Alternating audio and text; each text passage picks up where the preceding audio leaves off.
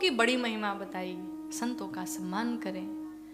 आगे चल करके इस सत्संग की महिमा का वर्णन किया। सत्संग की बड़ी महिमा है। कहते हैं कोई आप दवा खाएंगे 5 मिनट बाद असर करेगी, लेकिन ये जो सत्संग की महिमा है ये तुरंत असर दिखाती। काक हो ही पिक बकऊ मराला, अर्थात कौवा कोयल बन जाता है। आपने कभी सुना है कि कौवा मीठा गाने लगे? कौवा अगर बैठ जाए छत के ऊपर तो हम लोग डंडे से भगाते हैं। कोई सुनना चाहता है क्या कौवे को? नहीं। लेकिन इस मानस जी में जो कौवा महाराज बैठे हैं, कौन बैठा है? काग भुसुंडी जी महाराज। मधुर बचन तब बोले कागा। किसके प्रभाव से? इस सत्संग के प्रभाव से कौवा भी मीठा बोलने लगता है। कहते पारस परस कुधातु सुहाई। एक मणि है जिस मणि का नाम है पारस मणि। उस मणि की ये गुणवत्ता है कि उस मणि से अगर किसी लोहे को स्पर्श कराया जाए तो वो लोहा सोना बन जाता है। लोहा सोना बन जाता है, लेकिन वो मणि ये गुण उस लोहे में नहीं प्रदान करती कि वो भी किसी दूसरे को स्पर्श करा करके सोना बना दे।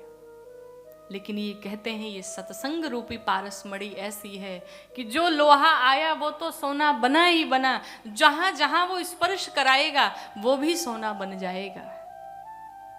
और बिना सत्संग के विवेक संभव नहीं है। चाहे अपने बच्चों को लाख बड़े स्कूलों में कॉलेजों में पढ़ा ले, लेकिन जब तक इस सत्संग में नहीं आएंगे उनको विवेक मिलने वाला नहीं है। क्यों? क्योंकि गोस्वामी जी कहते हैं बिनु सत्संग विवेक न होई। बिना सत्संग के विवेक संभव नहीं है। और देखिए कथाओं में बड़े बुजुर्ग 60 के पार वाले आए चाहे ना आए चलेगा, क्योंकि वैसे भी जाने का समय हो रहा है। लेकिन बच्चों को अवश्य लेकर के आए। क्यों? बच्चे इस देश के भविष्य हैं। ये जितने आतंकवादी आज तक हुए, आपको क्या लगता है वो पढ़े लिखे नहीं होते? एक से एक डिग्री हासिल की होती है उन्होंने, बहुत पढ़े लिखे होते, लेकिन उस जो उन्होंने पढ़ाई की उसका सदुपयोग कहाँ करना है ये उन्हें ज्ञात नहीं हो पाया।